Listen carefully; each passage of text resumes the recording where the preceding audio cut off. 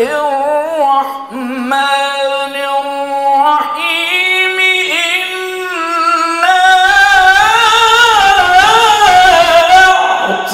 أعطيناك الكوثر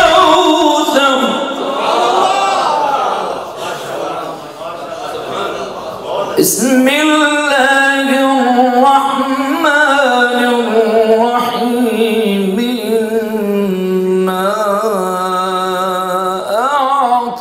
أعطيناك الكوثر صل لربك وانحر إن شانئك هو الأبتر صدق الله العظيم. انتہائی واجب الاحترام عالم اسلام کی عظیم مذہبی سکالر حضرت مولانا علامہ ڈاکٹر خالد محمود صاحب دامت فیوزہم کے حکم پر انتہائی واجب الاحترام حضرت مولانا قاری تصور الحق صاحب مدنی دامت فیوزہم کی قیادت میں ہم سب حضرات یہاں آپ کی خدمت میں حاضر ہیں. ختم نبوت کانفرنس عنوان ہے اور نعت شریف آپ کو میں سنوا رہا ہوں. نبی آخر الزمان حضرت محمد مصطفیٰ صلی اللہ علیہ وآلہ وسلم کے حضور نذرانہ عقیدت. توجہ کیجئے گا. پیام آخری ہے کلام آخری ہے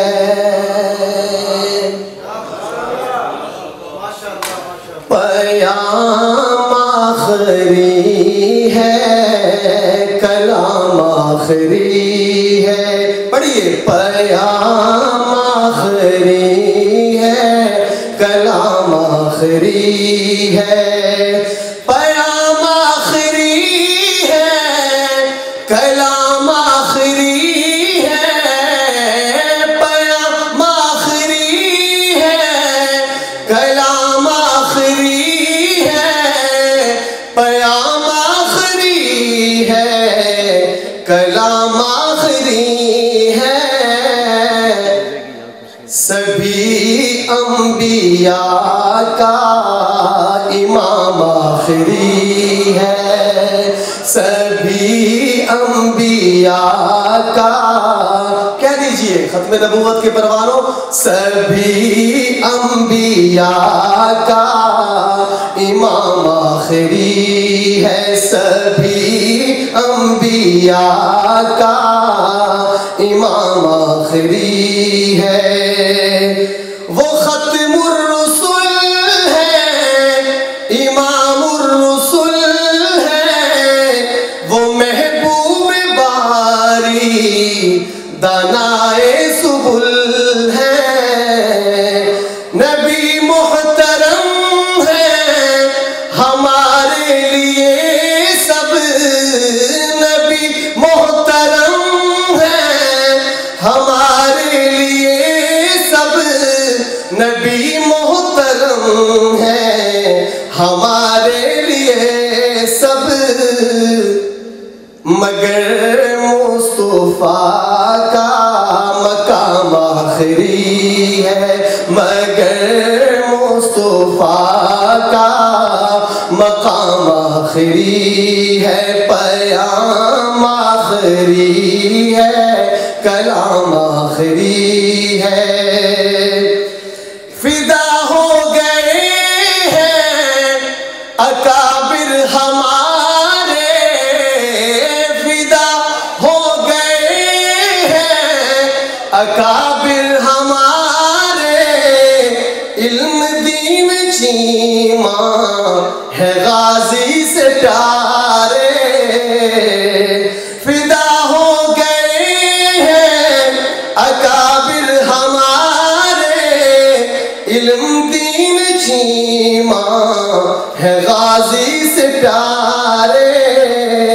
ملے گا جو ان کو وہاں جام کوثر بدست محمد یہ جام آخری ہے بدست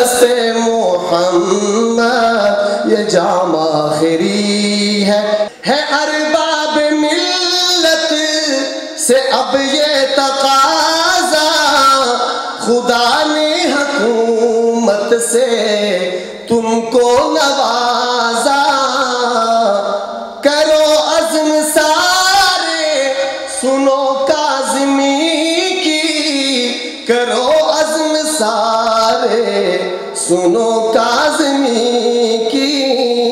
क्या कि मिर्ज़ायों की ये शाम आखिरी है, कि मिर्ज़ायों की ये शाम आखिरी है, पयाम आखिरी है, कलाम आखिरी है, पयाम आखिरी है, कलाम आखिरी है, पयाम आखिरी है, कलाम आखिरी है। सभी अंबिया का इमाम आखिरी है। मा कान मुहम्मदुन अबा अहदिन मिन रिजालिकुम वलाकिन रसूलल्लाहि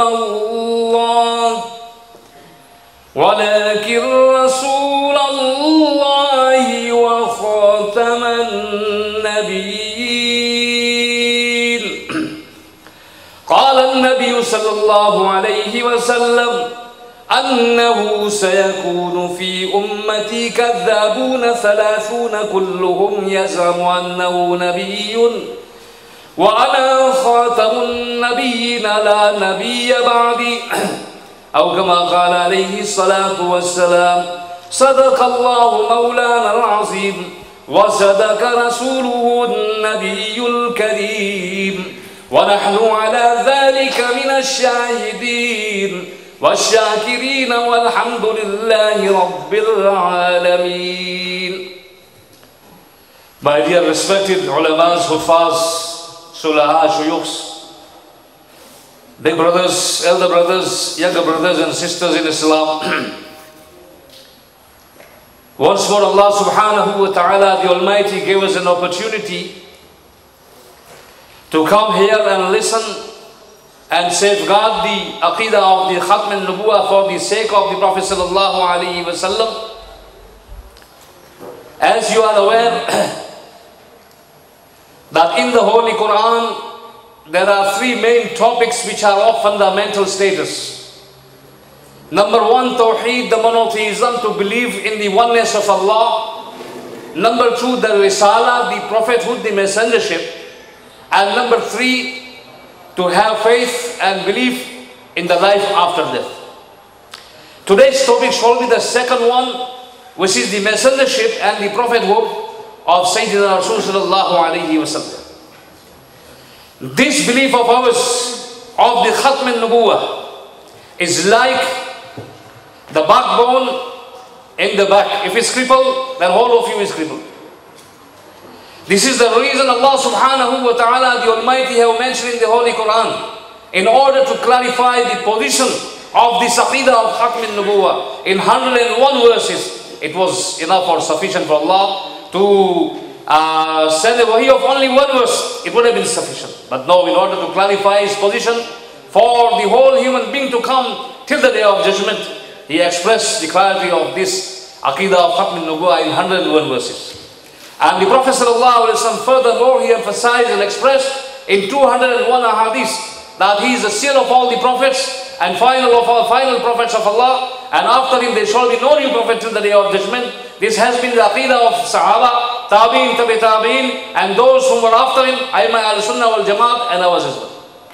In this time and tense and era, we've got problems, the fitnas, just like the rain from the skies. We have many different faces of Islam. We have those who like to comment on the Holy Quran according to their wish. We have those who actually deny the sayings of the Prophet sallallahu alaihi wasallam, whom are the Parvezis, the Ghulam Ahmad Parvez. They are also out of the fold of Islam. They are Kafirs as well.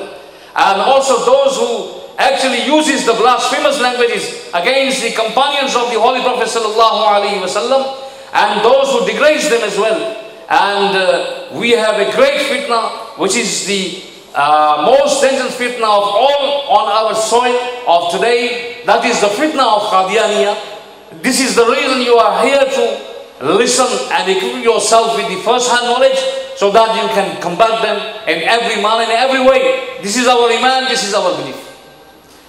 The reason this fitna of the Qadianiyya is very dangerous and above all these other fitnas, because the Prophet ﷺ have emphasized that from his own tongue, and he said in the riwayah of Muslim Sharif, أنه سيكون في أمتي كذابون ثلاثون كلهم يزعم أنه نبي وأنا خاتم النبيين لا نبي بعد. So he's saying that there shall be 30 impostors and falses who would actually present a lie to you in a manner, in a way that you think is truth. That is known as dajjal. To create a lie or present a lie in a manner, in a way that the one who is listening, he really thinks that you are a truthful person. So, Salasuna, Kadhabuna, Dajjaluna, Kullum Yazamanahu Nabiyun, they will all claim to be the Prophet.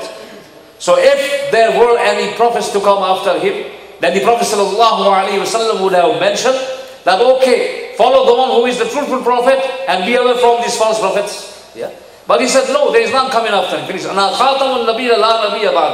So, if there were any prophets to be coming after him, it would have been from the Ashra Mubassara. It would have been from Abu Bakr, from Umar, or Osman, or Ali. But if none of them could become a prophet like the Prophet ﷺ, so who this clown of Qadian can claim to be a prophet to be? Yeah? So this is the reason.